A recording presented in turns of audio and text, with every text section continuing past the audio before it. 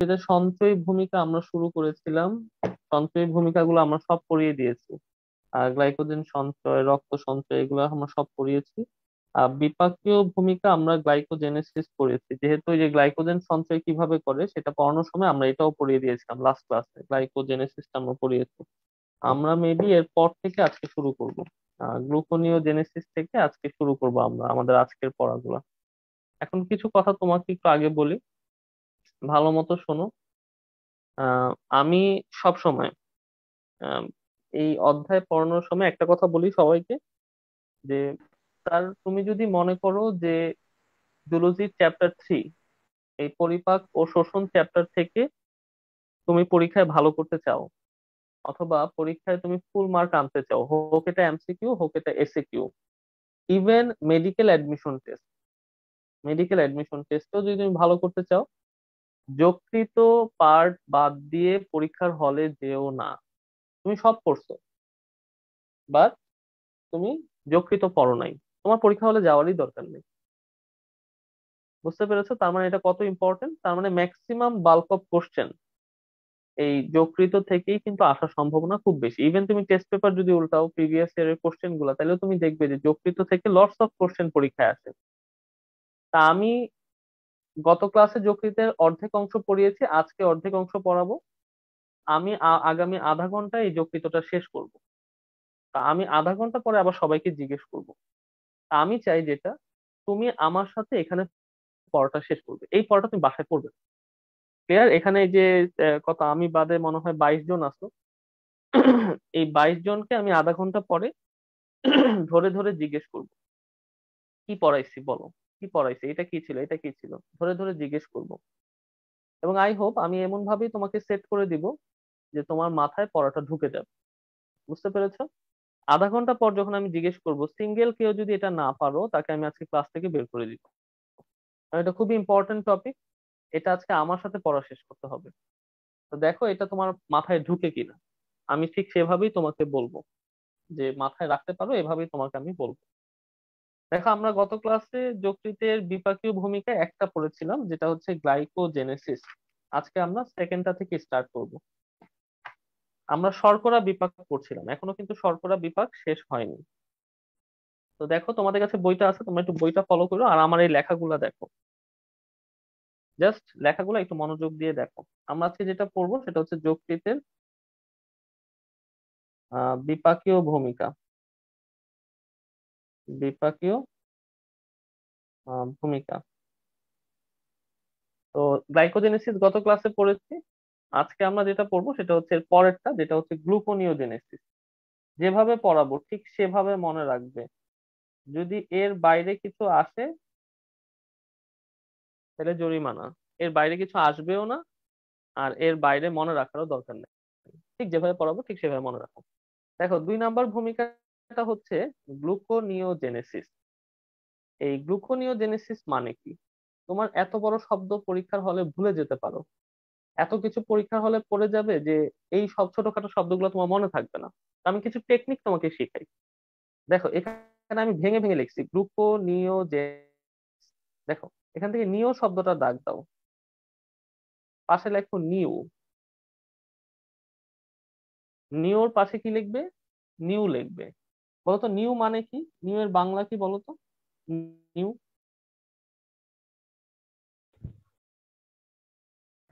নতুন। নতুন। আচ্ছা, তুমি কিন্তু কি পড়ছো বলো তো? শর্করা বিপাক কিন্তু পড়ছো। এই যে তোমাকে যে আমি এখন যেটা পড়াচ্ছি এটা কিন্তু শর্করা বিপাক, দেখো। এই যে গত ক্লাসে তোমাকে যে আমি পড়িয়েছি শর্করা বিপাকে গ্লাইকোজেনেসিস পড়িয়েছি, আজকে এটা 2 নাম্বার পার্ট পড়াচ্ছি, যে শর্করা বিপাক যকৃতে আর কিভাবে হয়। তো গ্লুকোনিওজেনেসিস কিন্তু একটা শর্করা বিপাক প্রক্রিয়া। তাহলে দেখো, গ্লুকোনিওজেনেসিস, এখান থেকে আমরা কোন শব্দটা মনে রাখবো? নিউ। নিউ মানে হচ্ছে এটার সাথে নিউ শব্দটা লিখবে, নিউ মানে নতুন। তার মানে নতুন কোনো উৎস থেকে শর্করা সৃষ্টির প্রক্রিয়াকে গ্লুকোনিওজেনেসিস বলে। তা নতুন উৎস মানে কি? যেটা শর্করা না। নতুন উৎস মানে কি? যেটা শর্করা না, যে শর্করা থেকে তৈরি করলো তার সেটা নতুন উৎস হইলো না, ওই উৎস থেকে আমরা তৈরি করলাম। তাইলে নতুন উৎস কথাটার অর্থ কি? আমরা যে দেহে চর্বি খাই, প্রোটিন খাচ্ছি, এই অতিরিক্ত চর্বি, সেখান থেকে কি আসবে? Fatty acid. ফ্যাটি অ্যাসিড আর গ্লিসারল আসবে। অথবা অতিরিক্ত অ্যামাইনো অ্যাসিড। এই যে তুমি প্রোটিন খাচ্ছ, এটা ভেঙে কি হবে? অ্যামাইনো অ্যাসিড হবে না? তাহলে অতিরিক্ত ফ্যাটি অ্যাসিড বা অতিরিক্ত অ্যামাইনো অ্যাসিড যখন আমাদের বডিতে জমে, তখন বডি কি করে? এটাকে গ্লুকোজে কনভার্ট করে। গ্লুকোজে কনভার্ট করবে। এই প্রক্রিয়াটাকে বলা হয় গ্লুকোনিওজেনেসিস। তাহলে গ্লুকোনিওজেনেসিস মানে কি? দেহের অতিরিক্ত অ্যামাইনো অ্যাসিড অথবা ফ্যাটি অ্যাসিড, গ্লিসারল, সেখান থেকে গ্লুকোজ তৈরির প্রক্রিয়াকে কি বলি? গ্লুকোনিওজেনেসিস। কেন এটাকে নতুন উৎস বললাম? কারণ এগুলা শর্করা না। যেমন ফ্যাটি অ্যাসিড, গ্লিসারল এটা হচ্ছে চর্বির উপাদান, অ্যামাইনো অ্যাসিড হচ্ছে প্রোটিনের উপাদান। তার মানে এটা নন কার্বোহাইড্রেট প্রোডাক্ট, তার মানে নতুন প্রোডাক্ট। কথা বুঝতে পেরেছো? এটা চোরাই বুদ্ধি মনে রাখার। নিউ দিয়ে আমরা কি মনে রাখবো? নিউ মানে হচ্ছে নিউ, নতুন। তার মানে শর্করা বাদে অন্য কোনো উৎস থেকে যদি গ্লুকোজ তৈরি হয়, তাহলে সেটাকে আমরা কি বলি? গ্লুকোনিওজেনেসিস। তাহলে গ্লুকোনিওজেনেসিস কাকে বলে? আমার সাথে পড়ে শেষ করো। দেহের শর্করা ব্যতীত অন্য কোনো উৎস, যেমন অতিরিক্ত ফ্যাটি অ্যাসিড, গ্লিসারল অথবা অতিরিক্ত অ্যামাইনো অ্যাসিড থেকে গ্লুকোজ তৈরির প্রক্রিয়াকে কি বলে? গ্লুকোনিওজেনেসিস। এই বুঝছো কিনা বলো? এই কারো সমস্যা আছে এটাতে? তাহলে গ্লুকোনিওজেনেসিস কাকে বলে আমি আবারও বলছি, যার যার পড়া হয়েছে হাত তুলবে। আমার সাথে এগুলো সব শেষ করতে হবে। তাহলে দেখো, গ্লুকোনিওজেনেসিস কাকে বলে? শর্করা ব্যতীত অন্য কোনো উৎস থেকে, যেমন অতিরিক্ত অ্যামাইনো অ্যাসিড বা ফ্যাটি অ্যাসিড, গ্লিসারল থেকে গ্লুকোজ তৈরির প্রক্রিয়াকে গ্লুকোনিওজেনেসিস বলে।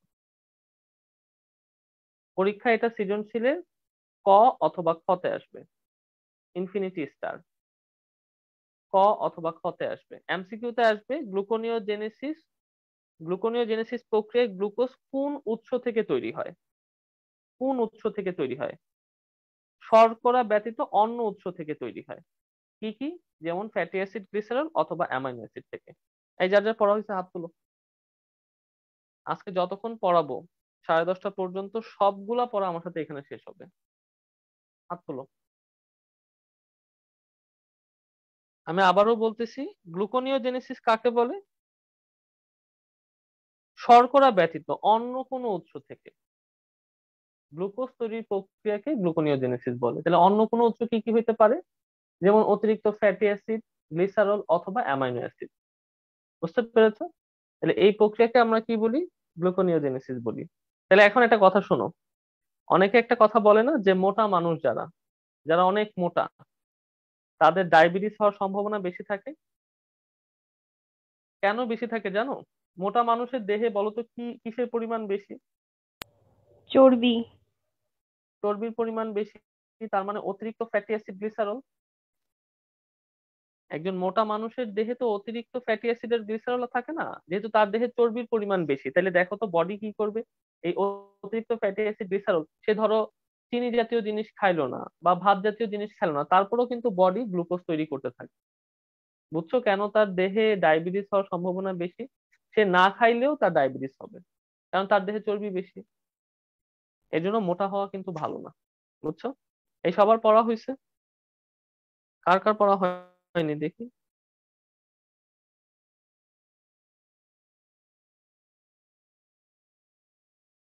সবাইকে হাত তুলতে হবে, যার যার পড়া হয়েছে হাত তুলতে হবে। আর যদি কেউ মনে করো যে স্যার আমার এই এটাতে একটু কনফিউশন আছে, তাইলে সে আমাকে কোশ্চেন করতে পারো।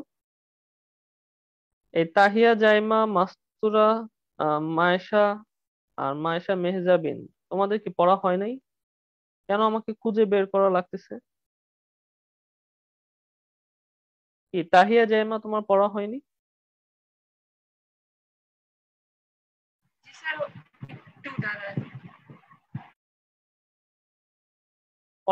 পড়া হয়ে গেলে হাত তুলবে। এটা যদি আমাকে আর না বলতে হয়। তাহলে আমরা গ্লুকোনিওজেনেসিস কাকে বলে সেটা পড়ে ফেললাম, কিভাবে কোশ্চেন গুলো আসবে সেটা পড়ে ফেললাম। তাহলে আমাদের শর্করা বিভাগ কিন্তু শেষ। এরপর দেখো, বইয়ের মধ্যে লেখা আছে প্রোটিন বিভাগ। দেখো এখন আমি এটা যেভাবে পড়াবো তুমি ঠিক সেভাবে মনে রাখবে।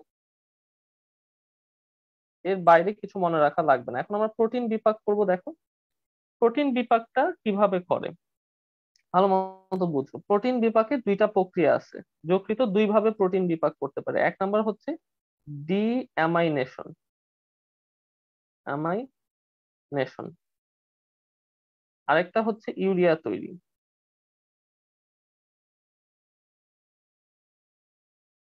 আরেকটা হচ্ছে প্লাজমা প্রোটিন সংশ্লেষণ। এই তিন ভাবে হচ্ছে যকৃৎ প্রোটিনের বিপাক করে, সংশ্লেষণ। এখন আমি একটা একটা করে তোমাকে ধরে ধরে বুঝাই দিই, খুব সহজ, ভালো মতো বুঝো। তাহলে যকৃতে প্রোটিন বিপাকের তিনটা ঘটনা ঘটে: ডিঅ্যামাইনেশন, ইউরিয়া তৈরি, প্লাজমা প্রোটিন সংশ্লেষণ। প্রথম থেকে আসো, দেখো আমাদের দেহের বিপাকটা কখন দরকার পড়ে বেশি?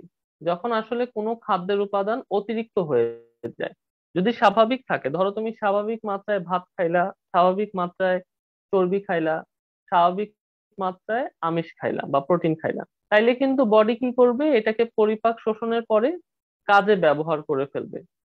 তার মানে তখন কিন্তু বিপাকের অত বেশি কাজ করতে হয় না।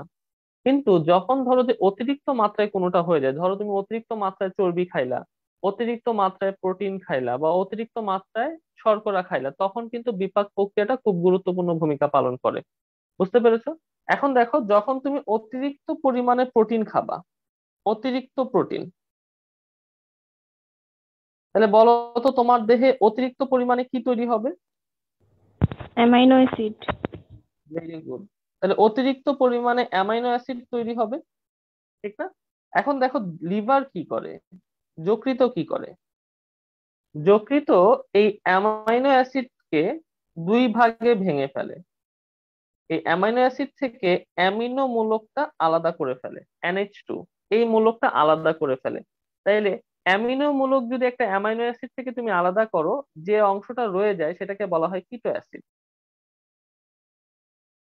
একটা অ্যামাইনো অ্যাসিড থেকে অ্যামিনো মূলক আলাদা করলে কিসে পরিণত হয়? অ্যামাইনো অ্যাসিডটা কিটো অ্যাসিডে পরিণত হয়। এই কিটো অ্যাসিডকে যকৃৎ পাঠায় দেয় ক্রেবস চক্রে। ওই যে 9-10-এ পড়ে আসছো ক্রেবস সাইকেল, ক্রেবস চক্রে পাঠায় দিবে, তাহলে সেখান থেকে শক্তি উৎপাদন করবে। ভালো মতো বুঝো, উৎপাদন করে। আর এটাকে পাঠায় দিবে অর্নিথিন চক্রে, অর্নিথিন সাইকেল, অর্নিথিন চক্রে পাঠায় দিবে। আচ্ছা, এটা আমরা পরে বলবো। তাহলে দেখো, আমাদের দেহের অতিরিক্ত আমিষ অথবা অতিরিক্ত প্রোটিন, সেখান থেকে অতিরিক্ত অ্যামাইনো অ্যাসিড তৈরি হয়। যকৃৎ কি করে, এই অ্যামাইনো অ্যাসিড থেকে অ্যামিনো মূলকটা আলাদা করে। তাহলে অ্যামাইনো অ্যাসিডটা তখন কিটো অ্যাসিডে রূপান্তর হয়। কিটো অ্যাসিডটা ক্রেবস চক্রে গিয়ে শক্তি উৎপাদন করে। এই যে অ্যামাইনো অ্যাসিড থেকে অ্যামিনো মূলকটা আলাদা করলো, এটাকে বলা হয় ডি অ্যামাইনেশন। তাহলে ডি অ্যামাইনেশন জিনিসটা কি ভালো মতো বুঝো। যকৃৎ অ্যামাইনো অ্যাসিড থেকে অ্যামিনো মূলক আলাদা করে, অ্যামিনো মূলকটা আলাদাকরণ প্রক্রিয়াকে আমরা কি বলে থাকি? ডিঅ্যামাইনেশন বলে থাকি। What is ডিঅ্যামাইনেশন? ডিঅ্যামাইনেশন জিনিসটা কি?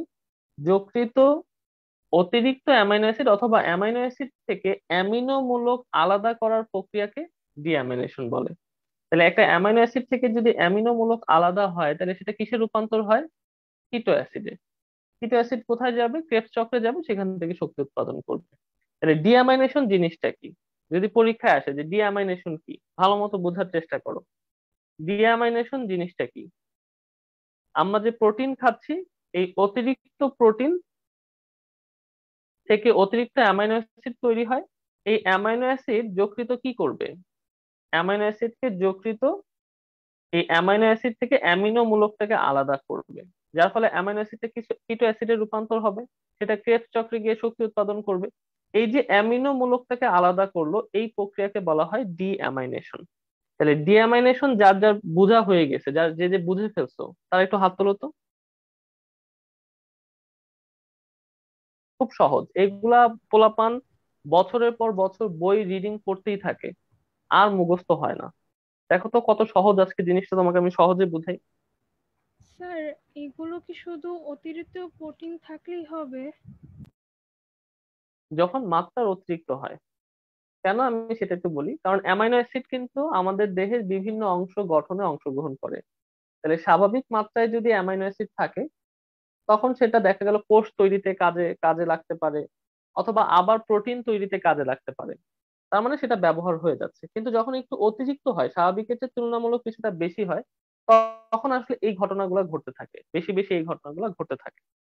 এর জন্য আমরা বলেছি অতিরিক্ত প্রোটিন, অতিরিক্ত অ্যামাইনো অ্যাসিড। মাঝে মাঝে স্বাভাবিক অ্যামাইনো অ্যাসিড থেকেও হয়, কিন্তু অতিরিক্ত থেকে সবচেয়ে বেশি হয়। তাহলে ডিঅ্যামিনেশন যার যার পড়া হয়ে গেছে হাত তুলো দেখি। আমি একটু পরে বই দেখাই দিব কোথা থেকে কি পড়াইছে, আগে তুমি এটা বোঝার চেষ্টা করো এগুলা। এই সবার পড়া হয়েছে? আমি আবারও বলছি তোমাদের সুবিধার্থে। ডিঅ্যামাইনেশন জিনিসটা কি?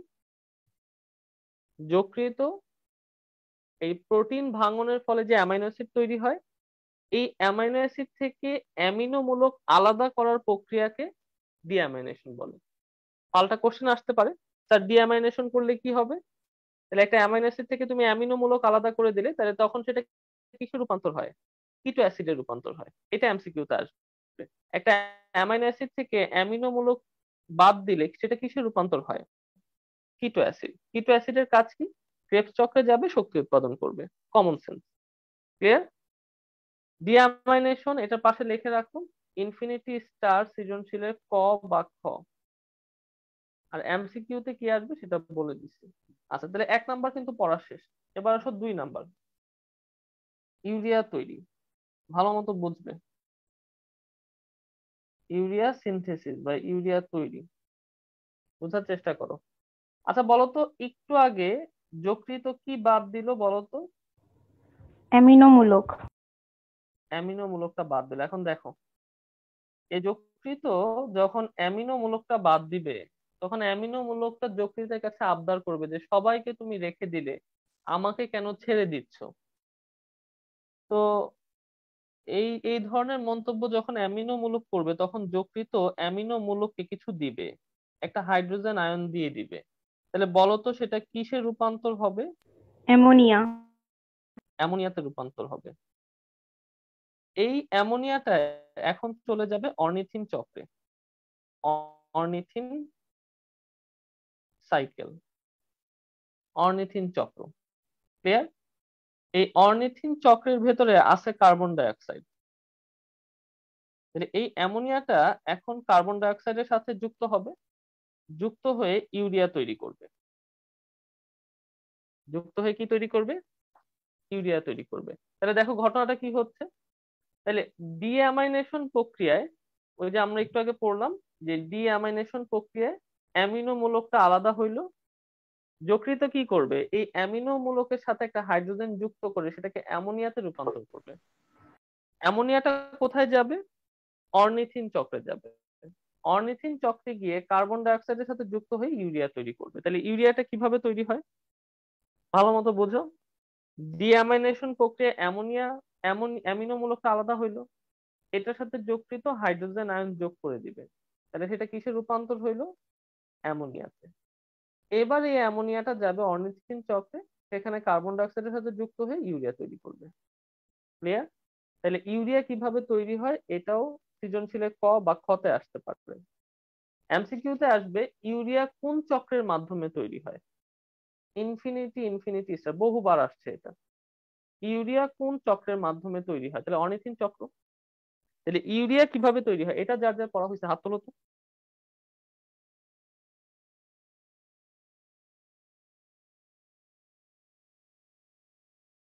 খুব সহজ, দেখো যদি একটু বুঝে পড়ো খুব সহজ। আর যদি তুমি একটু বুঝে না পড়তে পারো, তাহলে তোমার কাছে কিন্তু আজকের টপিক অনেক কঠিন লাগবে। তাহলে আমাদের প্রতিটা কিন্তু সিরিয়াল বাই পড়তে হবে। তাহলে প্রথমে কি হলো? ডিঅ্যামাইনেশন। ওই অ্যামাইনো অ্যাসিড থেকে অ্যামিনো মূলকটা আলাদা হইলো। এরপর যকৃত কি করলো? অ্যামিনো মূলকের সাথে একটা হাইড্রোজেন যুক্ত করে দিল, এটাকে অ্যামোনিয়াতে রূপান্তর করলো। ক্লিয়ার? এখন এই অ্যামোনিয়াটাকে ঠেলে ধাক্কায় অর্নিথিন চক্রে পাঠিয়ে দিল। অর্নিথিন চক্রে অ্যামোনিয়া গিয়ে কার্বন ডাই অক্সাইডের সাথে বন্ধুত্ব করলো, ইউরিয়া তৈরি করলো। ক্লিয়ার? যে ইউরিয়া কিভাবে তৈরি হয় স্যার যার যার পড়া হয়েছে হাত তোলো। বলো, স্যার শুনতে পাচ্ছি। অরিথিন সাইকেলটা কি? এটা একটা বিপাকীয় চক্র, বুঝতে পেরেছো? যেমন আমাদের বডিতে ক্রেবস চক্র হয়, ইলেকট্রন ট্রান্সপোর্ট চেইন চক্র হয়, অ্যাসিটাইল কোয়ে চক্র হয়, এরকমই একটা চক্রের নাম হচ্ছে অর্নিথিন চক্র। বুঝতে পেরেছো?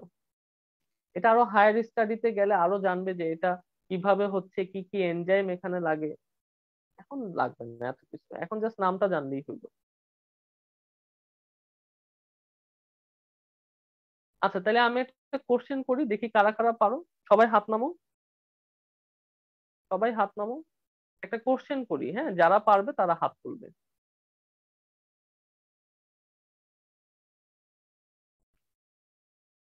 আচ্ছা, আমাকে এখন তাহলে উত্তর দাও দেখি, ইউরিয়া তৈরির পূর্ব শর্ত কি?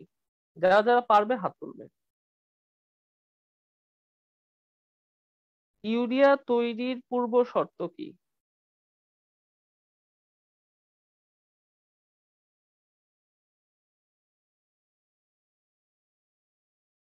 কজন হাত তুলেছো? 10 জন।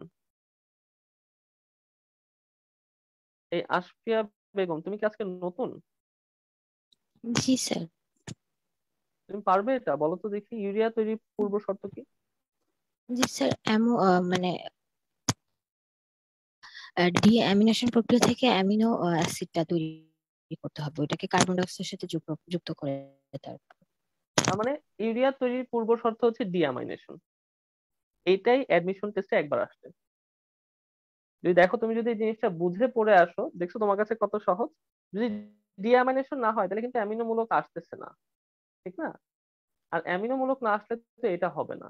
তাহলে ইউরিয়া তৈরির পূর্ব শর্ত যদি বলে, তাহলে ডিঅ্যামাইনেশন। আর ইউরিয়া কোন চক্রের মাধ্যমে তৈরি হয়? তাহলে অর্নিথিন চক্র। তাহলে ইউরিয়া তৈরি আমাদের পড়া শেষ। এবার আসো 3 নাম্বার, প্লাজমা প্রোটিন বা রক্তরসের প্রোটিন সংশ্লেষণ। ভালো মতো বুঝো, এটা একটা চোরাই বুদ্ধি দিয়ে মনে রাখবা। এটার পাশে লেখো প্লাজমা প্রোটিন ও রক্ত তঞ্চন ফ্যাক্টর সংশ্লেষণ। এভাবে দুইটা পাশাপাশি লিখবে, হ্যাঁ, চোরাই বুদ্ধিটা মনে রাখার জন্য। ব্লাড চ্যাপ্টারে পড়াইছি না যে রক্ত তঞ্চন ফ্যাক্টর? বলো তো কয়টা আছে টোটাল রক্ত তঞ্চন ফ্যাক্টর? 4টা। একটা মাথায় বাড়ি দিব। এই ভালো 13টা। করে কে বলতে পারবে? তেরোটা হয়েছে। আছে, ভেরি গুড। 13টা, প্রধানত 4টা, কিন্তু সব মিলে আছে 13টা, ঠিক না? এখন ঠান্ডা মাথায় শোনো, প্লাজমা প্রোটিন ও রক্ত তঞ্চন ফ্যাক্টর সংশ্লেষণ এগুলা যকৃত করে থাকে। এটার নিচে লেখো সব। আর এটার নিচে লেখো 1, 2, 5, 7, 9, 10, 11, 12। তাহলে পড়া হয়ে গেল। তাহলে যকৃত সকল রক্তরসের প্রোটিন তৈরি করে। আর কোন কোন রক্ত তঞ্চন ফ্যাক্টর তৈরি করে? 3, 4, 6, 8 বাদে সবগুলা। 3, 4, 6, 8 আর 13 বাদে সবগুলা।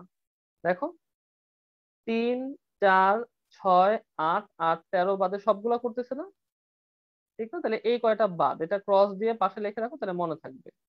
তাহলে তোমাকে যদি আমি কোশ্চেন করি, বলো তো স্যার, অ্যালবিউমিন কোথা থেকে তৈরি হয়? অ্যালবুমিন। ধরো তোমার পরীক্ষায় আসছে এই কোশ্চেনটা, অ্যালবুমিন কোথা থেকে তৈরি হয়? পারবে? এই অ্যালবুমিন কি? রক্তরসের প্রোটিন না একটা অ্যালবুমিন? এ তুমি আমাকে শুনতে পাচ্ছ? জি স্যার। তাহলে দেখো, যদি আমরা এই সূত্রটা মনে রাখি যে সব প্লাজমা প্রোটিন যকৃতে তৈরি হয়, তাহলে অ্যালবুমিন একটা রক্তরসের প্রোটিন। তা আমাকে মনে রাখার দরকার নাই যে কোনটা কোনটা তৈরি হয়, আমি মনে রাখবো সবগুলা। তাহলে তোমাকে যদি পরীক্ষায় আসে গ্লোবিউলিন কোথায় তৈরি হয়, ফিব্রিনোজেন কোথায় তৈরি হয়, প্রথমবিন কোথায় তৈরি হয়, ফিটোপ্রোটিন কোথায় তৈরি হয়, অ্যালবুমিন কোথায় তৈরি হয়, তুমি চোখ বন্ধ করে মনে রাখবে সবগুলাই যকৃতে তৈরি হয়। আর রক্ততঞ্চন ফ্যাক্টর যদি বলে, তাহলে এই এই 5টা বাদ দিয়ে বাকি সবগুলা যকৃতে তৈরি হয়। তাহলে বলো তো এটা পড়া হয়েছে কিনা? দেখো, যার যার পড়া হয়েছে হাত তুলো, যার যার পড়া হয়েছে হাত তুলো। তাহলে আমরা কিভাবে মনে রাখবো? বলো, আবার বলো। স্যার আবার একটু বলা যাবে, আমার নেট প্রবলেমের কারণে এই পার্টটা মিস করেছি। হ্যাঁ, আমি আবার বলছি, দেখো, আমরা সূত্র দিয়ে মনে রাখবো। সব প্লাজমা প্রোটিন যকৃতে তৈরি হয়, আর রক্ততঞ্চন ফ্যাক্টরের 5টা বাদে সবগুলা যকৃতে তৈরি হয়। 3, 4, 6, 8, 13, এই 5টা বাদে বাকি সবগুলা। কেউ আবার প্যাচ লাগাও না যে এই 5টা যকৃতে তৈরি হয় বাকিগুলা তৈরি হয় না, এটা না। এই যে ক্রসটা বড় করে আঁকবে, আমার এই ছবিটাই এমসিকিউর দিন মনে থাকবে। 3, 4, 6, 8, 13, এই 5টা বাদে বাকি সবগুলা যকৃতে তৈরি হয়। বুঝতে পেরেছো? আর যদি বলে রক্তরসের প্রোটিন, তাহলে সবগুলা। তাহলে তোমার মনে রাখার দরকার নেই যে অ্যালবুমিন কোথায় তৈরি হয়, গ্লোবিউলিন কোথায় তৈরি হয়, আলাদা করে মনে রাখার দরকার নেই। সূত্র কি, সবগুলা তৈরি হয়। ক্লিয়ার? এখন বইটা নিয়ে আসো, দেখো পেজ নাম্বার 124, গ্লুকোনিওজেনেসিস। দেখো, দেখো, গ্লুকোনিওজেনেসিস, এটা পড়ায় ফেলছে আমরা। দেখো, গ্লুকোজের চাহিদার প্রেক্ষিতে যখন গ্লাইকোজেন ঘাটতি থাকে তখন নন কার্বোহাইড্রেট উৎস, এই লাইনটা গোল দাগ দাও। দেখো, বলছিলাম যে শর্করা ব্যতীত অন্য উৎস থেকে, যেমন অ্যামাইনো অ্যাসিড, গ্লিসারল থেকে গ্লুকোজ তৈরির প্রক্রিয়াকে গ্লুকোনিওজেনেসিস বলে। আর এটা আমাদের পড়া হয়ে যে বিষয়টা নিয়ে কথা বলছিলাম, যে বিষয়টা নিয়ে আমরা টাইম আউটের আগে কথা বলছিলাম, যে আমরা কি কি পড়ালাম এতক্ষণ ধরে। দেখো, আমরা এতক্ষণ ধরে কি কি পড়িয়েছি সেগুলোর বিষয়ে আমরা কথা বলছিলাম। তো আমরা বললাম যে গ্লুকোনিওজেনেসিস এর কথা। দেখো, গ্লুকোনিওজেনেসিস আমরা যেভাবে পড়াইছি বইয়ে হুবহু একই কথাই লেখা আছে। এরপরে এখন তুমি যেটা করবে, এই যে প্রোটিন বিপাক, এটা একটু রিডিং দাও। ডিঅ্যামাইনেশন, ইউরিয়া তৈরি, আর পরের পেজে আসো প্লাজমা প্রোটিন সংশ্লেষণ, এটা একটু রিডিং দাও তো। এই 3টা জিনিস দেখো তো, এগুলো সব পড়াইছি কিনা। একবার রিডিং দিয়ে দেখো, দেখো তো এগুলো সব তোমাকে পড়াইছে কিনা, না বোঝার মতো কোনো শব্দ আছে কিনা এখানে দেখো তো স্যার একবার। এই যে 3টা জিনিসের কথা বললাম, দেখো, ডিঅ্যামাইনেশন, ইউরিয়া তৈরি, এবং প্লাজমা প্রোটিন সংশ্লেষণ, দেখো তো এখানে সবকিছু তোমাকে আমি পড়াই দিচ্ছি কিনা, কোনো একটা শব্দ বাদ আছে কিনা দেখো তো।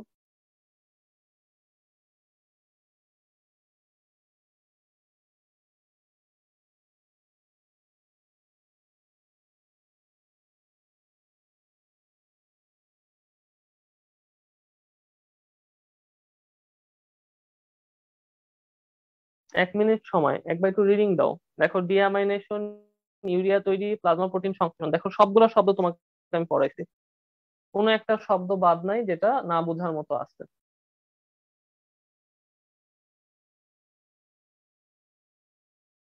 আমি কিন্তু আবারও বলছি, পুরাটা পড়া শেষ করে কিন্তু আমি সবাইকে পড়া ধরবো। তো আমার সাথে আজকে ক্লাসে পুরো পড়া শেষ করতে হবে, এই যে আগামী 10:30 পর্যন্ত। আজকে যা পড়াবো সব আমার সাথে শেষ করতে হবে।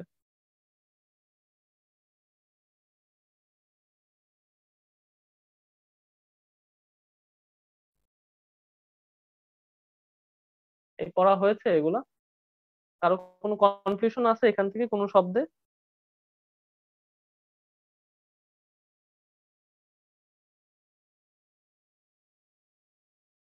যা যা পড়া হয়েছে হাত তুলো তো।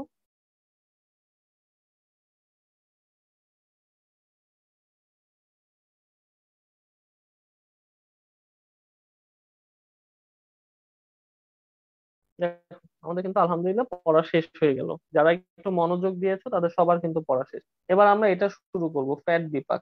ভালো মতো বুঝো, দেখো ভালো মতো বুঝো। ফ্যাট বিপাক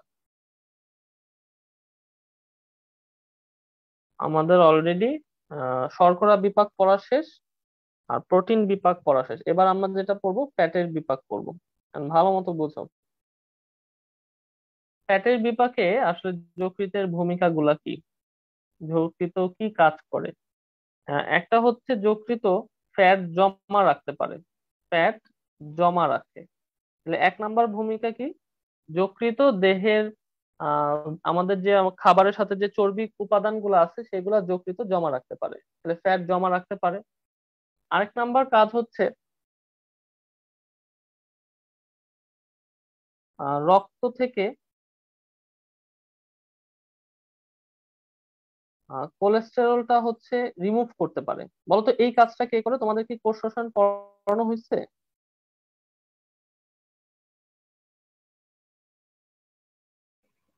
তোমাদের মেবি আমি বলি নাই, আমরা হচ্ছে এই ব্যাচ 1 কে পড়াইছি। রক্ত থেকে কোলেস্টেরল সরিয়ে ফেলে। অথচ তোমাদের না পড়াইলেও 9-10 তো পড়ে আসছো। বলো তো, কোলেস্টেরল কয় ধরনের হয়? তো দুই ধরনের। কি কি বলো তো? LDL, HDL. আচ্ছা, LDL.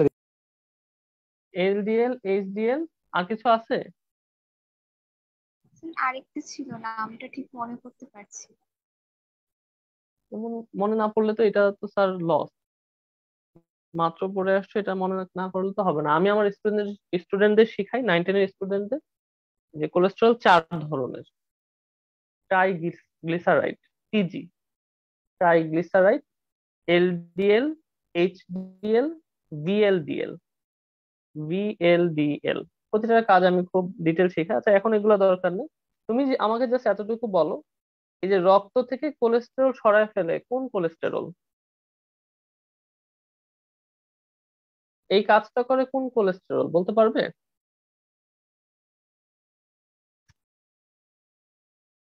Sir HDL. HDL, very good. তাহলে বলো তো এলডিএল এর কাজ কি?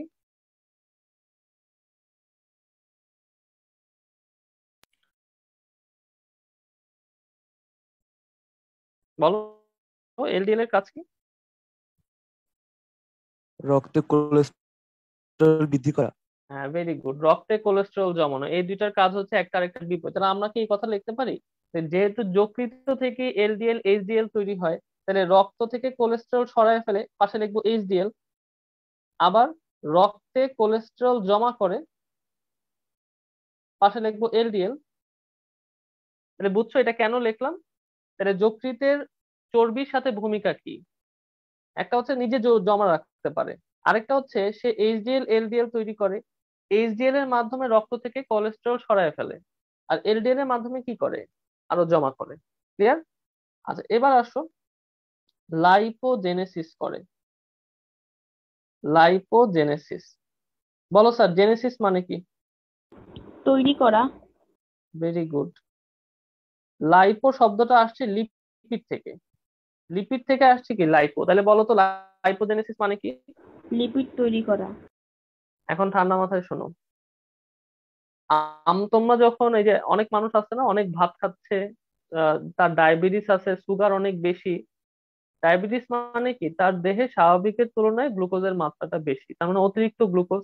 তাহলে কারো দেহে যদি অতিরিক্ত গ্লুকোজ থাকে, অতিরিক্ত গ্লুকোজ, অতিরিক্ত গ্লুকোজ থাকে, তাহলে তখন যকৃত কি করে? যকৃত এই অতিরিক্ত গ্লুকোজটাকে লাইপোজেনেসিস প্রক্রিয়ায় লিপিডে কনভার্ট করে। তাহলে লাইপোজেনেসিস কাকে বলে? যকৃত দেহের অতিরিক্ত শর্করা অথবা গ্লুকোজকে লিপিড অথবা চর্বিতে পরিণত করার প্রক্রিয়াকে আমরা কি বলে থাকি? লাইপোজেনেসিস বলে থাকি। তাহলে যকৃত কি করে? অতিরিক্ত গ্লুকোজ গুলাকে চর্বিতে কনভার্ট করে। বুঝতে পেরেছো? তাই এটা হচ্ছে লাইপোজেনেসিস। একটা কথা বলে না অনেক সময় যে ওই লোকটা অনেক চিকন, একদম হ্যাংলা পাতলা, কিন্তু তার ডায়াবেটিস আছে। এই হ্যাংলা পাতলা হওয়া সত্ত্বেও সে হঠাৎ করে হার্ট অ্যাটাক করলো। এই যে যেমন সৌরভ গাঙ্গুলি, খুবই হ্যাংলা পাতলা, কয়দিন আগে হার্ট অ্যাটাক করছে না, হার্টে 3টা রিং বসাইছে। ঠিক না? আমার বাবাও খুব হ্যাংলা পাতলা, উনিও হার্ট অ্যাটাক করছে, 3টা রিং বসানো লাগছে। তো বলে না খুব হ্যাংলা পাতলা, তার দেহে চর্বি নাই। তাহলে হার্টে কিভাবে ব্লক হচ্ছে? এই যে দেখো এইভাবে। তাহলে বুঝছো ডায়াবেটিস কেন খারাপ? তাহলে যাদের অতিরিক্ত গ্লুকোজ বা শর্করার মাত্রাটা খুব বেশি, তার ডায়াবেটিস হয়েছে, অথবা সে ভাত বেশি খাচ্ছে। ধরো সে চর্বি বেশি খায় না কিন্তু ভাত বেশি খাচ্ছে, অনেকে এসে এই কথা বলে যে আমি তো চর্বি খাই না, ভাত খাই। তাহলে এই ভাতগুলাও কিন্তু তার দেহে চর্বিতে রূপান্তর হইতে পারে। তো তো খুব সাবধান, যারা মোটা মানুষ আছো, বাসায় যদি এরকম কেউ থাকে তাদেরকে সাবধান করবে। তাহলে এই জিনিসটা বুঝছো লাইপোজেনেসিস কিভাবে করে। আচ্ছা, আরেকটা ভূমিকা কি? চর্বির সাথে সংশ্লিষ্ট আরেকটা ভূমিকা দেখি তোমরা পারো কিনা, বলো দেখি। গ্লিসারল। না, গ্লিসারল থেকে কি হবে বলো, পুরাটা বলো, একটু আগে পড়াইছি। চর্বির সাথে সম্পর্কিত যকৃত আরেকটা কাজ করে। কোলেস্টেরল। হয়নি। স্যার কেউ গ্লিসারল পারবে? গ্লুকোজ। Very good. গ্লুকোনিওজেনেসিস করে। এই যে গ্লিসারল গুলাকে, ফ্যাটি অ্যাসিড আর গ্লিসারল আছে না, এই গ্লিসারল গুলাকে যকৃত গ্লুকোজে রূপান্তর করতে পারে না। বুঝতে পেরেছো? গ্লিসারল থেকে গ্লুকোজ তৈরি করতে পারে না। তাহলে এটাও তো চর্বির সাথে সম্পর্কিত একটা ঘটনা। তাইলে চর্বি বিপাক সম্বন্ধে যকৃতের ভূমিকা কি কি আছে? টোটাল 4টা ভূমিকা মনে রাখবে। 1 নাম্বার হচ্ছে সে নিজে জমা রাখতে পারে। 2 নাম্বার হচ্ছে সে রক্তে জমা রাখাইতে পারে অথবা রক্ত থেকে সরায় ফেলতে পারে। রক্ত থেকে সরাবে কার মাধ্যমে? এইচডিএল এর মাধ্যমে। আর জমা রাখবে কার মাধ্যমে? এলডিএল এর মাধ্যমে। লাইপোজেনেসিস করতে পারে, তার মানে অতিরিক্ত গ্লুকোজ চর্বিতে রূপান্তর করবে, অথবা অতিরিক্ত গ্লিসারলকে সে গ্লুকোনিওজেনেসিস করবে। ক্লিয়ার? তার মানে অতিরিক্ত চর্বি থাকাও ভালো না। অতিরিক্ত চর্বি থাকলে ডায়াবেটিস হবে। আর যাদের ডায়াবেটিস আছে তাদের চর্বি হয়ে হয়ে হার্টে জমা হয়ে হার্ট ব্লক হবে। দুইটাই ভালো না। বুঝতে পেরেছো? তাহলে ফ্যাট বিপাক যার যার পড়া হয়েছে হাত তোলো তো। আমার সাথে পড়ে শেষ করো, আমি আরেকবার বলছি, আমার সাথে পড়ে শেষ করো। দেখো ভালো মতো বুঝো, খুব সহজ। এক 1 নাম্বার কাজ কি করে? নিজে চর্বি জমা রাখতে পারে। 2 নাম্বার কাজ মনে রাখবে, সে এইচডিএল এলডিএল তৈরি করে। এটা মনে রাখো। তাহলে এইচডিএল এর কাজ কি? রক্ত থেকে কোলেস্ট্রল সরায় ফেলা। এলডিএল এর কাজ কি? রক্তে কোলেস্ট্রল জমা করা। লাইপোজেনেসিস করতে পারে, গ্লুকোনিওজেনেসিস করতে পারে।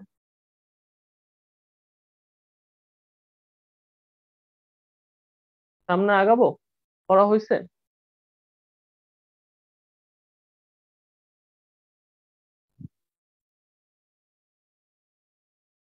ক্লিয়ার? আচ্ছা, সবারই কম বেশি পড়া হয়ে গেছে। আসলে নেক্সট টপিক।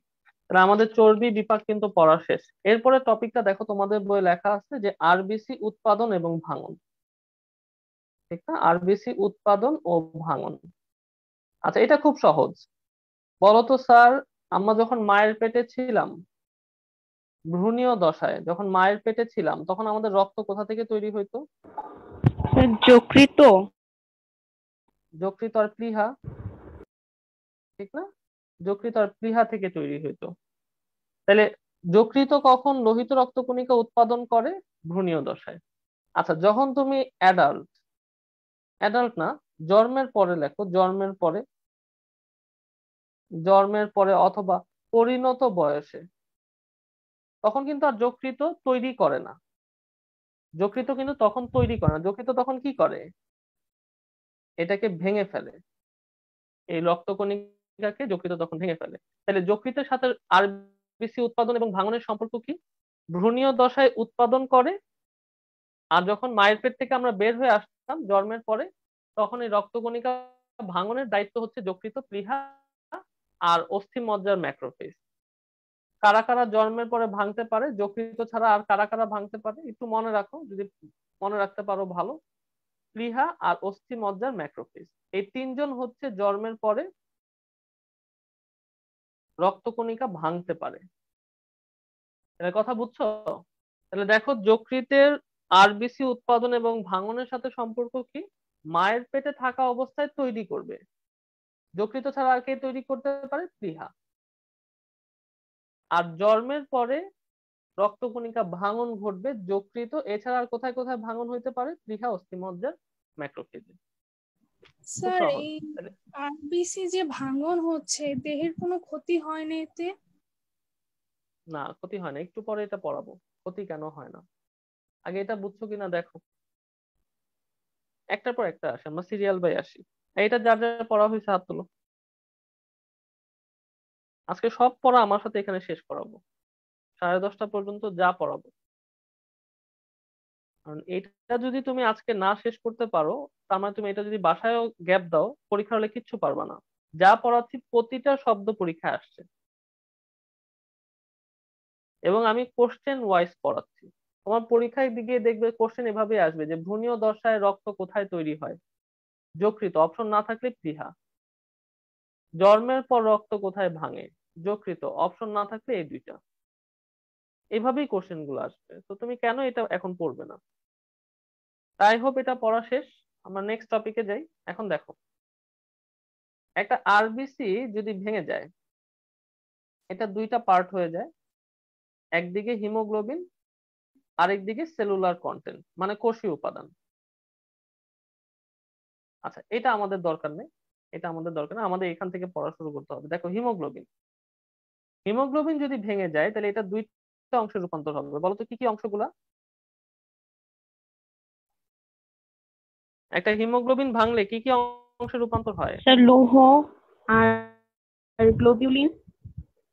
এই লৌহ বলে কোনো শব্দ আছে? হিম অ্যান্ড গ্লোবিউলিন জি স্যার, বা জি heme sir, and globin. Heme and globin এই কাজটা হয় যকৃতে গিয়ে। এই কাজটা কোথায় হচ্ছে? যকৃতে হচ্ছে।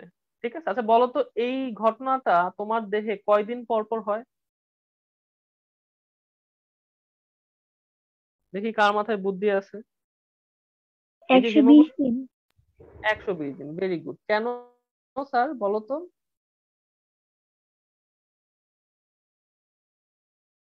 কেন স্যার বলো তো, 120 দিন পর কেন?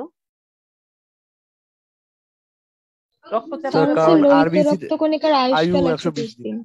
হ্যাঁ, ভেরি গুড, কারণ আরবিসির আয়ুষ্কালই 120 দিন। এই বেচারাই 120 দিন পর ভাঙবে, ঠিক না?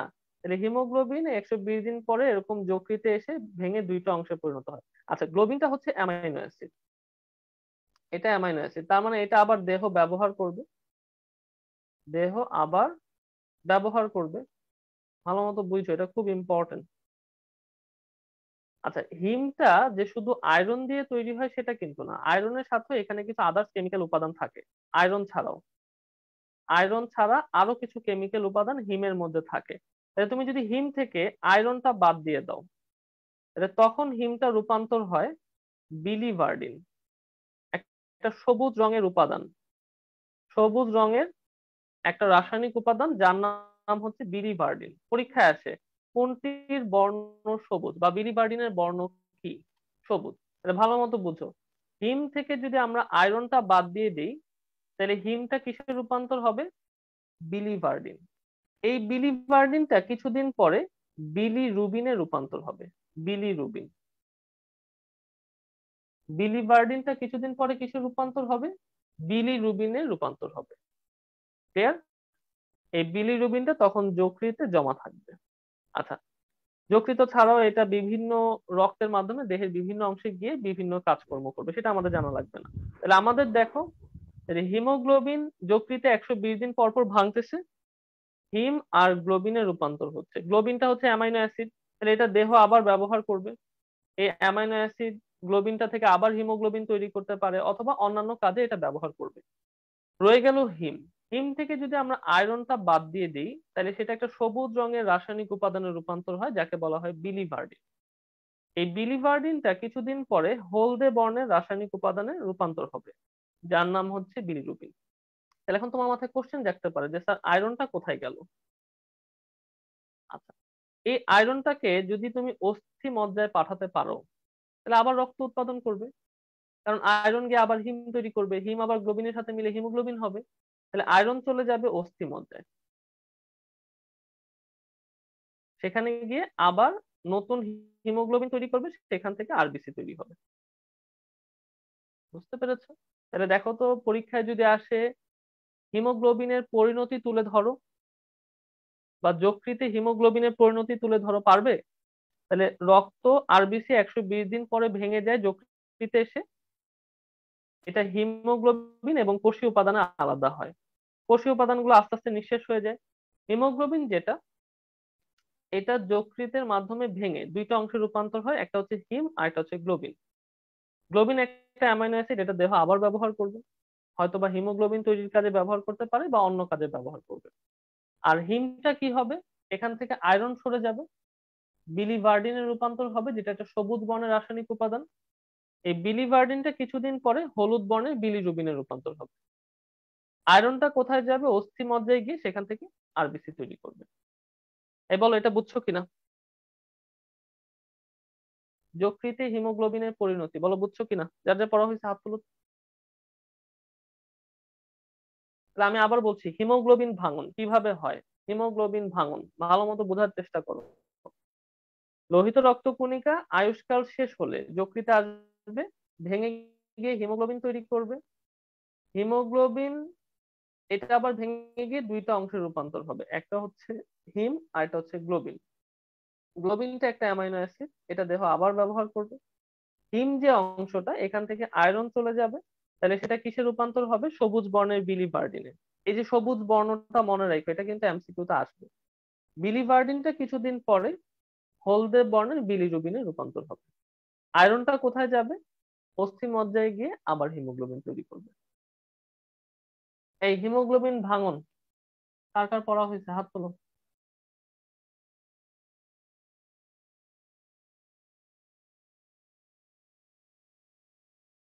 কনফিউশন আছে এখান থেকে কারো? তা আমাদের কিন্তু পড়া শেষ এটা। হুম, দেখো। আচ্ছা, আরো কিছু ছোট ছোট জিনিস পড়াই দিই, তারপর বইটা দেখাই দিব। হ্যাঁ, দেখো, আমরা হরমোন উৎপাদন এবং ভাঙনটা একটু পড়াই দিই। হরমোন উৎপাদন,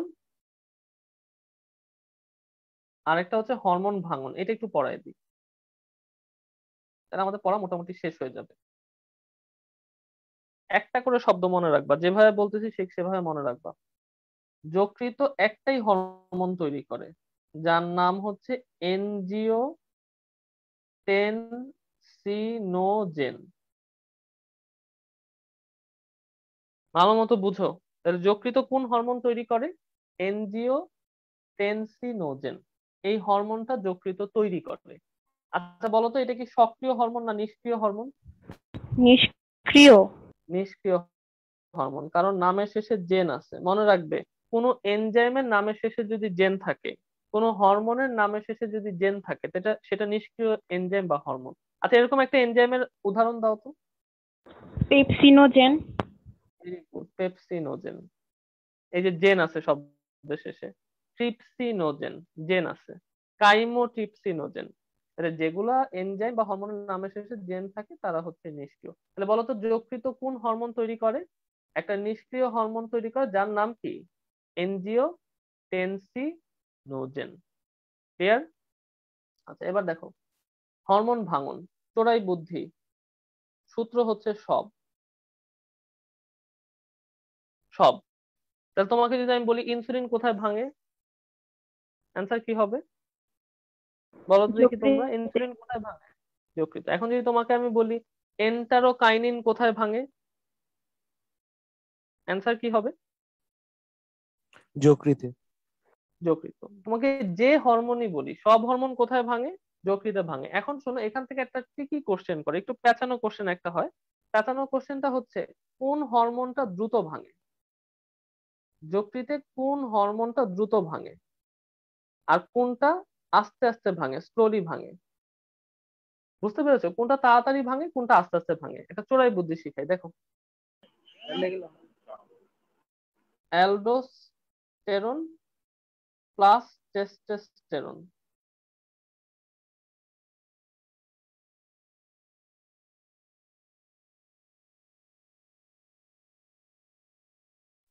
ভালো মতো বোঝার চেষ্টা করো। Aldosterone plus testosterone.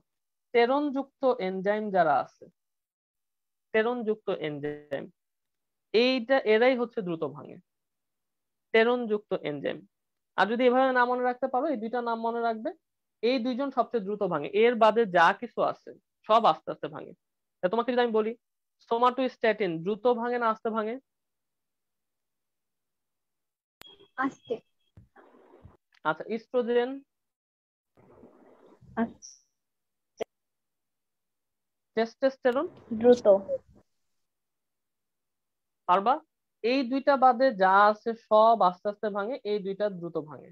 মনে রাখবো কিভাবে? টেরন যুক্ত এনজাইম যারা আছে তারা দ্রুত ভাঙে, বাকি সবাই আস্তে আস্তে ভাঙে। তো দেখো তো, হরমোন উৎপাদন এবং ভাঙন পড়া হয়েছে? এই হাত তুলো, কার কার পড়া হয়েছে? হাত তুলো, হাত তুলো।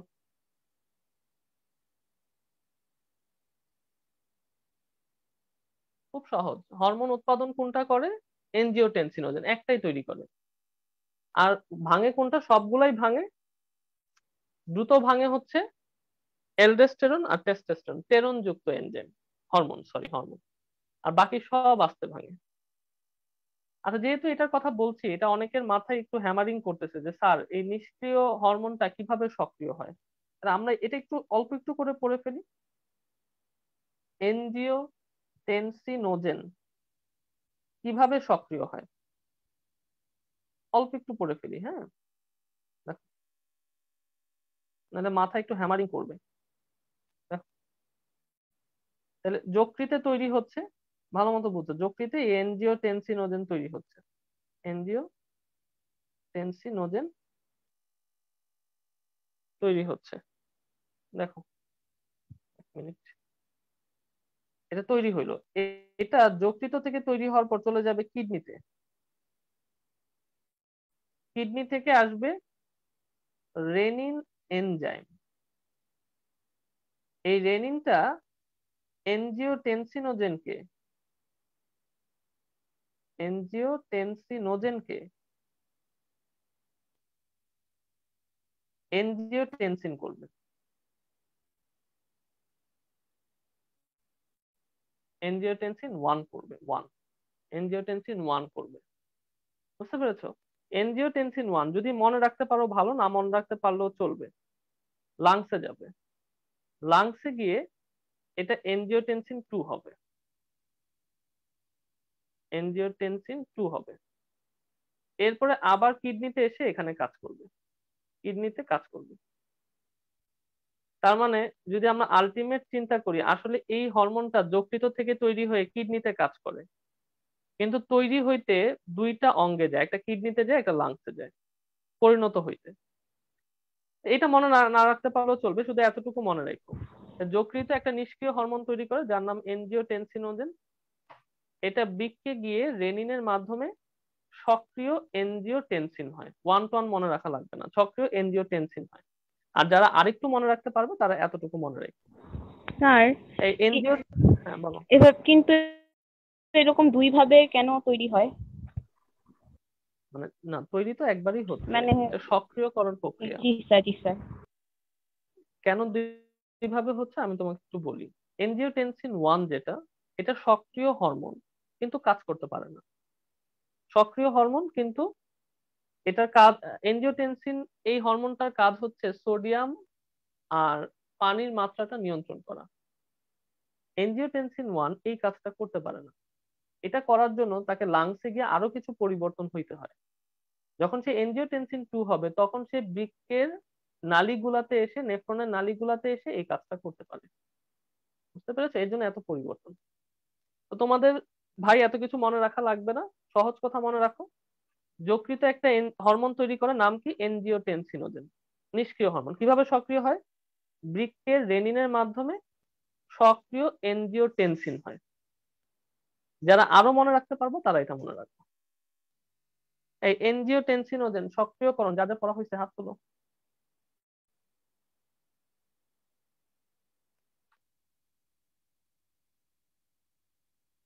তোমাকে আগে থেকে হাত তুলে বসে আসছো? বই নিয়ে আসো, 125 নাম্বার পেজ। দেখো, 125 নাম্বার পেজে এই যে ফ্যাট বিপাক, তোমাকে সবগুলা শব্দ আমি পড়াই দিছি, এখন রিডিং দিবে। লোহিত রক্তকণিকা উৎপাদন ভাঙন সব পড়ানো হয়েছে, হিমোগ্লোবিন ভাঙন সব কিছু তোমাকে এখান থেকে পড়ানো হয়েছে। হরমোন উৎপাদন, হরমোন ভাঙন, এগুলো সব তোমাকে পড়ানো হয়েছে। এই যে এনজিওটেনসিনোজেন উৎপাদন করে, রেনিনের মাধ্যমে সক্রিয় হয়, হরমোন ভাঙন, সব হরমোন এখানে ভাঙে। কোনটা দ্রুত ভাঙে? টেস্টোস্টেরন, অ্যালডোস্টেরন দ্রুত ধ্বংস হয়।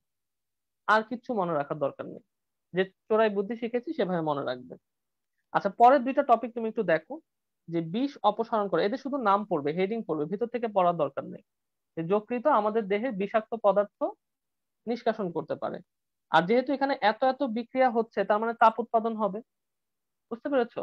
এবং দেহের একটা তাপমাত্রার ভারসাম্য বজায় রাখবে, একটা স্থিতিশীল অবস্থা বজায় রাখবে। তাহলে এই দুইটা আলাদা করে পড়ার কিছু নাই, এটা শুধু হেডিং পড়বো, কারণ এখান থেকে ভেতর থেকে কিছু আসবে না। এটা যকৃৎ আমাদের দেহের বিষাক্ত উপাদানগুলা নিষ্কাশন করতে পারে, তাপ উৎপাদন করে। আচ্ছা, তাহলে রয়ে গেল পিত্ত উৎপাদন, এটা আমরা এখন পড়বো। এটা পড়া শেষ হইলে আমাদের যকৃৎ পড়া শেষ। এই দেখো তো স্যার, এগুলো সব পড়া হয়েছে কিনা? ফ্যাট বিপাক, লোহিত রক্তকণিকা উৎপাদন ভাঙন, হিমোগ্লোবিন ভাঙন, হরমোন উৎপাদন, হরমোন ভাঙন। 1 মিনিট সময়, একটু রিডিং দাও। আর বাকি লাস্টের দুইটা শুধু হেডিং পড়বে, হেডিং বাদে কিছু পড়া দরকার নেই। রিডিং দাও স্যার, 1 মিনিট সময়। আমাদের ক্লাসটা আজকে কিন্তু 10:30 পর্যন্ত আমরা নিব, কারণ আমাকে আরো কিছু জিনিস পড়াইতে হবে। আগামী ফ্রাইডেতে আমরা এই চ্যাপ্টারটা শেষ করব। বুঝতে পেরেছো? আমাদের যতটুকু অংশ থাকবে সেটা আমরা আগামী ফ্রাইডেতে শেষ করবো, তো আমাকে আরেকটু পড়াইতে হবে। আরেকটু পড়াইলে আগামী ফ্রাইডেতে শেষ করার মতো উপযোগী হবে।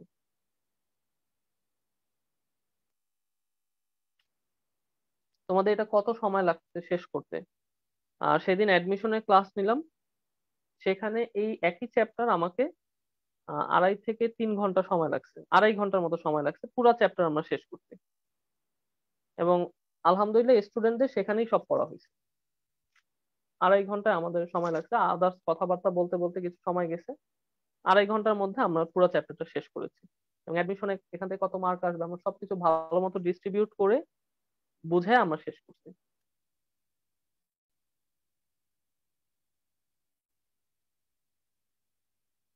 আমার স্টুডেন্টরা যারা এখন অ্যাডমিশনে আছে, ওদের মাত্র একটা ক্লাস হয়েছে, কিন্তু এখনো যদি ওরা পরীক্ষা দেয় অ্যাটলিস্ট 8 মার্ক ওদের সিকিউর হয়েছে। প্রথম ক্লাস যেটা আমরা নিয়েছি সেখানে আমরা 8 মার্ক পড়িয়েছি। পরীক্ষার কোশ্চেন যত কঠিনই হোক না কেন 8 মার্ক সে পাবেই। আমি সেভাবেই তাকে প্রিপেয়ার করে দিয়েছি। অ্যাডমিশন টেস্টে এই অধ্যায় থেকে 3টা অথবা 4টা কোশ্চেন আসে। যারা ডেন্টাল পরীক্ষা দিবে তাদের জন্য আরো বেশি আসে, 5 থেকে 6টা কোশ্চেন আসে। তো এই 3টা থেকে 4টা, আমরা যদি একদম লোয়েস্টটাও ধরি, যেমন এই বছর যেটা এসেছে, এই বছর 3টা কোশ্চেন এসেছে, এক্সেপশন ছাড়া 3-এর নিচে নামে না। গত 5 বছরের মধ্যে 2-1 বছর হয়েছে যে 2টা কোশ্চেন হয়েছে, কিন্তু ম্যাক্সিমাম টাইম 3 অথবা 4। তাহলে 3টা কোশ্চেন এখান থেকে গত ক্লাসে আমরা প্রিপেয়ার করে দিয়েছি।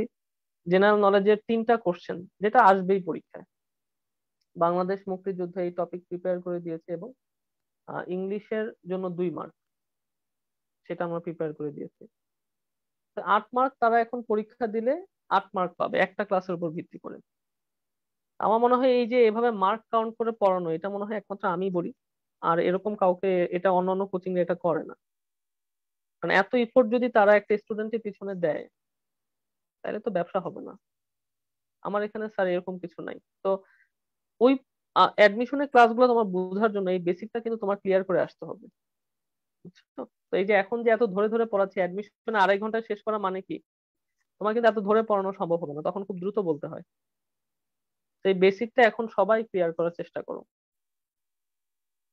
তাহলে তোমার জন্য পড়া সহজ। আচ্ছা, আই হোপ এগুলা তোমরা সব পড়েছো, এবং আশা করি এখান থেকে কোনো সমস্যা নাই, কারণ এগুলো সবগুলো ওয়ার্ডই তোমাকে পড়িয়েছে। এখন দেখো পিত্ত উৎপাদন, আমরা আগেই বলেছি গত ক্লাসে যে যকৃত কোষ থেকে পিত্তটা তৈরি হয় এবং এখান থেকে ক্ষরণ হয়ে পিত্তথলিতে জমা থাকে। এটা আমরা গত ক্লাসে পড়িয়েছি তোমাকে। এখন যকৃত কিভাবে পিত্ত তৈরি করে?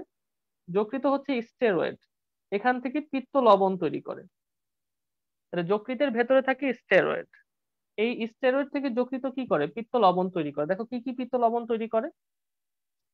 সোডিয়াম গ্লাইকোলেট, সোডিয়াম টরোকোলেট, এই দুইটাই পিত্ত লবণ। যকৃত এই দুইটা পিত্ত লবণ তৈরি করে পিত্ত তৈরিতে সাহায্য করে। তাহলে পিত্তের মধ্যে কি কি লবণ থাকে? 2 ধরনের লবণ থাকে, সোডিয়াম গ্লাইকোলেট আর সোডিয়াম টরোকোলেট। এটা কোথা থেকে তৈরি হয়? স্টেরয়েড থেকে তৈরি হয়। এটা এমসিকিউতে আসবে। নিচের কোনটি পিত্ত লবণ? Sodium glycolate, taurocholate. আমার সাথে পড়ে শেষ করো, সোডিয়াম গ্লাইকোলেট, টরোকোলেট। কোথা থেকে তৈরি হয়? স্টেরয়েড থেকে তৈরি হয়। আচ্ছা, কেউ কি বলতে পারবে স্টেরয়েড কি? যদিও তোমাদের কোর্স রসায়ন পড়ায়নি, তারপর কি বলতে পারবে স্টেরয়েড কি?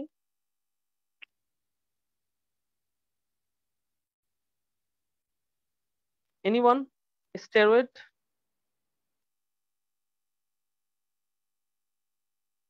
কেউ স্টেরয়েড সম্বন্ধে জানো? আচ্ছা, স্টেরয়েড হচ্ছে এক ধরনের উৎপাদিত লিপিড।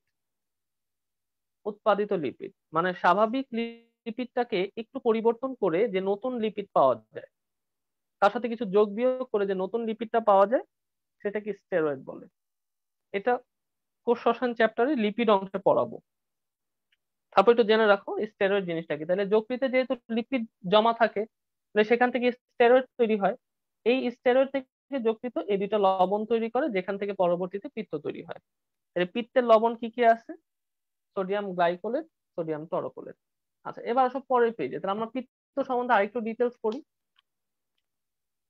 আচ্ছা, আরেকটা কথা তোমাকে একটু মনে রাখো, দেখো যকৃত হচ্ছে ব্যাকটেরিয়া মুক্ত রাখে, রক্ত থেকে ব্যাকটেরিয়া মুক্ত রাখে। যকৃতের মধ্যে বিভিন্ন ধরনের রাসায়নিক উপাদান থাকে, এছাড়াও ম্যাক্রোফেজ জাতীয় কোষ আছে, যেটাকে আমরা কাপ্পার কোষ বলি। কতদিন পড়াইছিলাম না যে যকৃতের ম্যাক্রোফেজ জাতীয় কোষকে কাপ্পার কোষ বলে? তাহলে এই কাপ্পার কোষের কাজ কি? ম্যাক্রোফেজের কাজ হচ্ছে ব্যাকটেরিয়া ধ্বংস করা। তাহলে এই কাপ্পার কোষগুলা কি করবে? যদি কোনো রক্তের মাধ্যমে যকৃতে ব্যাকটেরিয়া ঢুকে পড়ে, তাহলে সেগুলোকে ধ্বংস করে দিবে। বুঝতে পেরেছো? সেগুলোকে কি করবে? ধ্বংস করে দিবে। তাহলে এটা একটু মনে রাখো। আচ্ছা, এবার আসো আমরা একটু পিত্ত সম্বন্ধে কথা বলি। তাহলে দেখো, পিত্তরস হচ্ছে একটা হলদে সবুজ আঠালো পদার্থ। কিভাবে যকৃতে জমা হয় এবং অ্যাম্পুলা অফ ভ্যাটারে যায়, এগুলো পড়াইছিলাম গত ক্লাসে? বলো তো স্যার, পড়িয়েছি গত ক্লাসে যে অ্যাম্পুলা অফ ভ্যাটারে কিভাবে যায়? মনে আছে তোমাদের? পড়াইছিলাম গত ক্লাসে এটা? জি স্যার।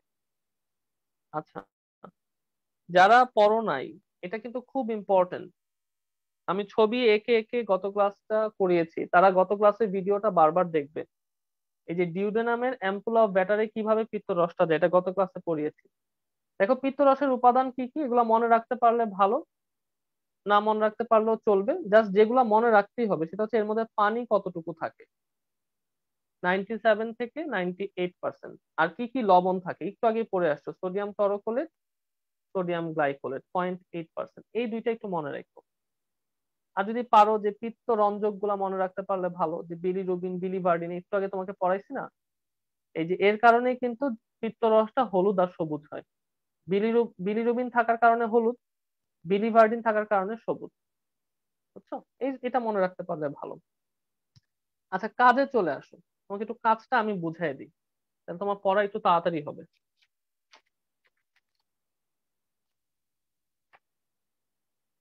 ভালো মতো বুঝে বুঝে অ্যান্সার দেওয়ার চেষ্টা করবে। দেখো, তাহলে বলো তো পিত্তটা কোথায় তৈরি হয় বলো তো? যকৃতে। যকৃতে। এই যে দেখো, যকৃতে পিত্ত তৈরি হইলো, বলো কোথায় যাবে? পিত্তথলিতে। পিত্তথলিতে যাবে। এগুলা গত ক্লাসে পড়িয়েছি স্যার, এটা আজকে ক্লাসে পড়ানো, গত ক্লাসে। পিত্তথলি থেকে পিত্ত নালীর মাধ্যমে কোথায় যাবে বলো?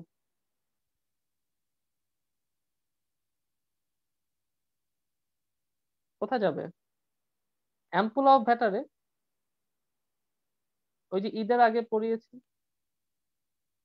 অ্যাম্পুলা অফ ভ্যাটার, ওই যে ডিউডেনামের অংশ, যেখানে একদিক দিয়ে অগ্ন্যাশয় নালী আসবে, একদিক দিয়ে পিত্ত নালী এসে যুক্ত হয়, অ্যাম্পুলা অফ ভ্যাটার। ঠিক না? এখানে এসে পিত্ত কি করে দেখো, এই পিত্তটা এখানে এসে দেখে যে দুইজন আছে। একজন হচ্ছে লাইপেজ এনজাইম, আরেকজন হচ্ছে চর্বি, চর্বি উপাদান বা চর্বি খাদ্য কণা। গল্পের আকারে মনে রাখবা। দেখো, পিত্তটা এখানে এসে কি করে, দেখে যে দুইজন ব্যক্তি এখানে আছে। একজন হচ্ছে লাইপেজ এনজাইম, আরেকজন কে? চর্বি উপাদান। ভালো মতো বুঝছো স্যার? হ্যাঁ। আচ্ছা, বলো তো লাইপেজ এনজাইমের কাজ কি?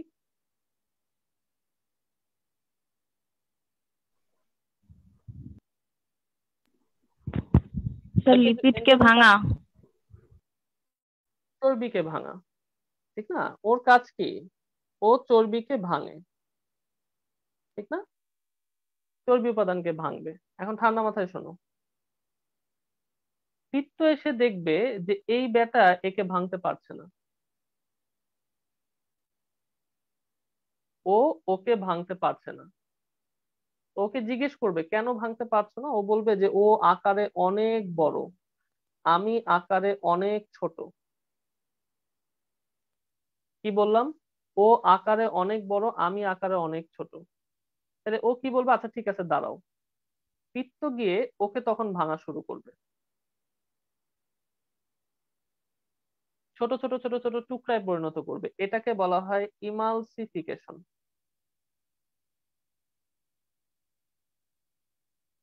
তাহলে ইমালসিফিকেশন কাকে বলে? পিত্তের মাধ্যমে চর্বি উপাদান ভেঙে ছোট ছোট ছোট ছোট টুকরায় পরিণত হওয়াকে কি বলে? ইমালসিফিকেশন। তাহলে বলো তো এখন কি এ কাজ করতে পারবে?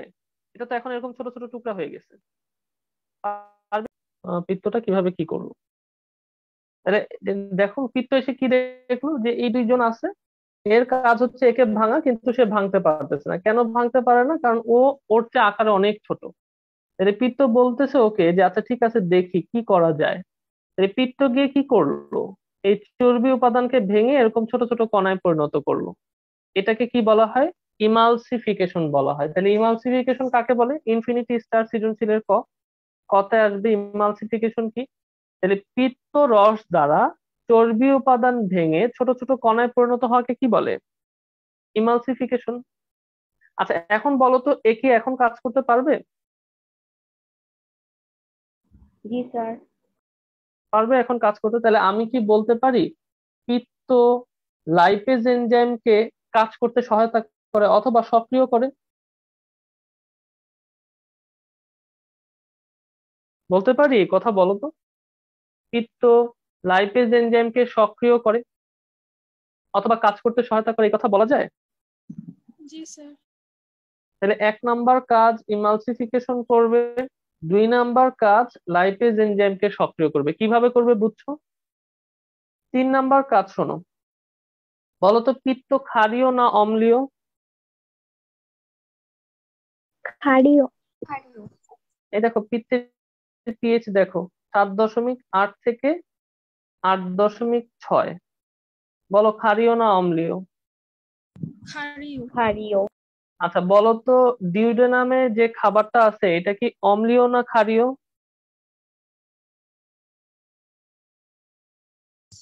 স্যার অম্লীয়। অম্লীয়। গুড। কেন বলো তো? স্যার পাখির থেকে এসেছে। এই যে এটা হচ্ছে ডিউডেনাম আর এটা হচ্ছে পাকস্থলী, ঠিক না? এখন পাকস্থলী থেকে খাবারটা কিন্তু এখানে আসছে, তাই পাকস্থলীতে কি ছিল? হাইড্রোক্লোরিক অ্যাসিড ছিল। তাহলে এই খাবারের সাথে হাইড্রোক্লোরিক অ্যাসিড মিশ্রিত আছে, তাহলে সেই খাবারটা এখানে আসছে। তাহলে খাবারটা ডেফিনেটলি কি? অম্লীয়। তাহলে আমি কি বলতে পারি সে হাইড্রোক্লোরিক অ্যাসিডকে প্রশমিত করে? এই বুঝছো কিনা বলো?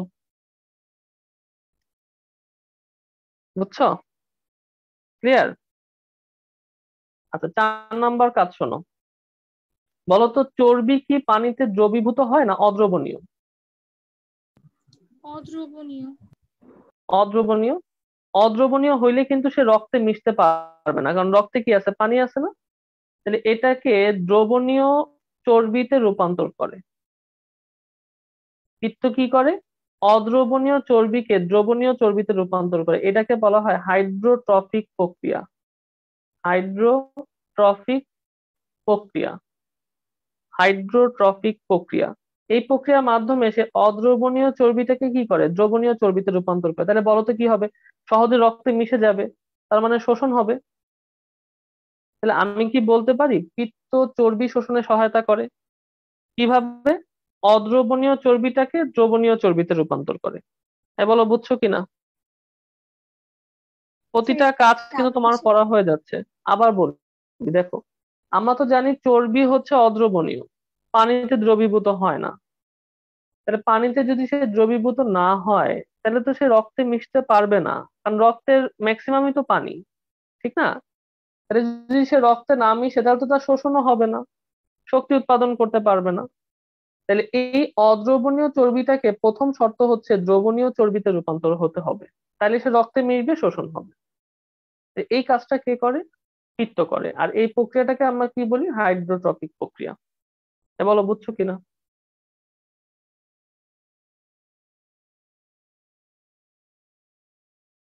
তাহলে বলো তো স্যার, চর্বি শোষণে বা চর্বি উপাদান শোষণে সহায়তা করে কে? এমসিকিউ তে যদি আসে কি অ্যান্সার হবে?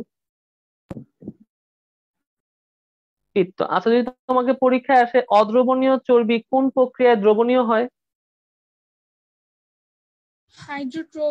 ঠিক। হাইড্রোট্রপিক প্রক্রিয়া। আচ্ছা তাহলে একটা কথা বুদ্ধি করে বলো তো, এই যে দেখো ভিটামিন এ, ডি, ই, কে, এটা বলো তো এটা কি পানিজাত ভিটামিন না চর্বিজাত ভিটামিন? চর্বি এই বলো এদের শোষণে কে সহায়তা করবে? পিত্ত। তাহলে পিত্তের আরেকটা কাজ কি? এই চর্বিজাত ভিটামিন শোষণে সহায়তা করে। তাহলে কয়টা কাজ হইলো? 5টা কাজ করা হয়েছে। দেখো তো স্যার 5টা কাজ করা হয়েছে কিনা, দেখো 5টা কাজ স্যার, করা হয়েছে। বলো। স্যার কিন্তু এই চর্বিতে মানে অদ্রবণীয়টাকে দ্রবণীয় চর্বিতে কিভাবে রূপান্তর করে? এটা স্যার আমি যে তোমাকে আগামী ক্লাসে দেখবে যে শোষণ পড়াবো, বুঝছো? তখন এটা একটু ডিটেলস আমি তোমাকে বলবো। আজকে বললে সেটা বুঝবা না, কারণ এটা 1 পেজের একটা পড়া। এখন যদি আমি বলতে চাই তুমি বুঝবা না। আগামী ক্লাসে এটা আমি খুব ভেঙে পড়াবো, শোষণ যখন বলবো, আমাদের লাস্ট টপিক যেটা শোষণ। আচ্ছা আরেকটা কথা শোনো, পিত্ত পেরিস্টালসিস পেরিস্টালসিস করে বা পেরিস্টালসিস বাড়ায়। এই পেরিস্টালসিস পড়াইছিলাম তোমাদেরকে?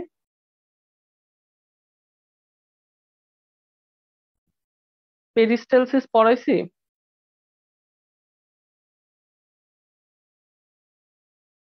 কি কারো মনে আছে যে এই অধ্যায়ে পেরিস্টালসিস পড়াইছি কিনা?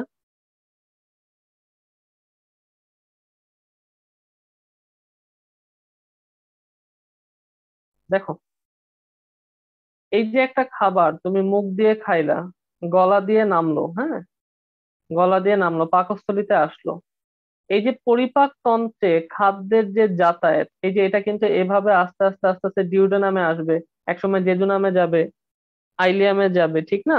এই যে পরিপাক তন্ত্রে খাদ্যের গতিপথকে পেরিস্টালসিস বলে। তাহলে পেরিস্টালসিস জিনিসটা কি? খুব সহজ।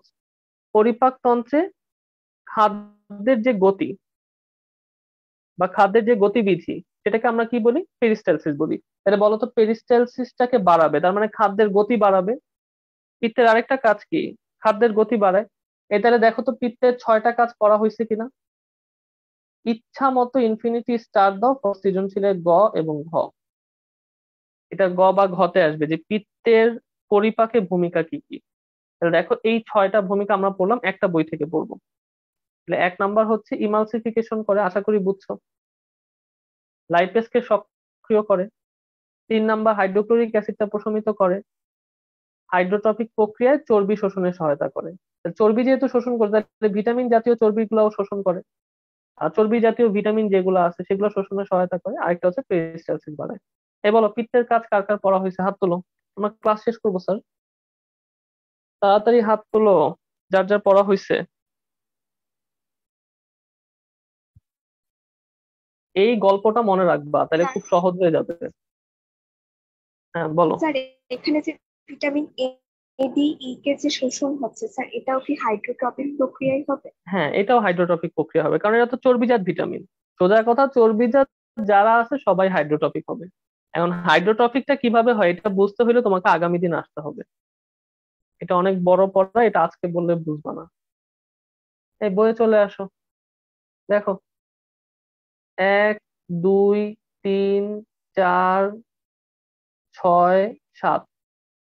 দেখো তো এই এই 6টা কাজ করা হয়েছে কিনা একবার রিডিং দাও তো। আর এটা শুধু আলাদাভাবে মনে রাখবা যে বিভিন্ন খনিজ উপাদান এবং টক্সিন অপসারণ করতে পারে। হ্যাঁ এটা একটু আলাদাভাবে মনে রাখবা। বাকি 6টা কাজ দেখো তো তোমার পড়া হয়েছে কিনা।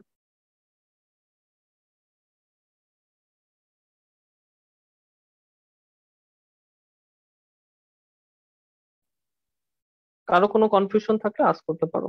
আমাদের মোটামুটি আজকের পড়া শেষ। আগামী দিন আমরা স্নায়বিক ভূমিকা পড়াবো, খুবই সহজ।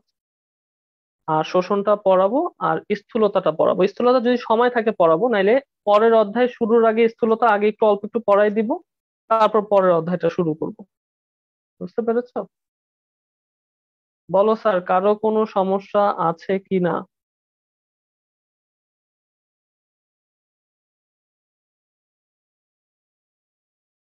তাইলে যারা মনোযোগ দিয়েছো দেখো তাদের আজকে এই যে যকৃতের 124 নম্বর পেজ থেকে যে পড়াগুলা ছিল, গ্লুকোনিওজেনেসিস, ডিঅ্যামাইনেশন, অর্নিথিন চক্র, ফ্যাট লাইপোজেনেসিস, তারপর ফ্যাটের বিপাক, লোহিত রক্তকণিকা ভাঙন, হিমোগ্লোবিন ভাঙন, পিত্ত উৎপাদন, হরমোন ভাঙন এবং তৈরি, বিষ অপসারণ, তাপ উৎপাদন, ব্যাকটেরিয়া মুক্তকরণ এবং পিত্তের কাজ করা, দেখো আজকে সবগুলা পড়া তোমার আমার সাথে শেষ হয়েছে।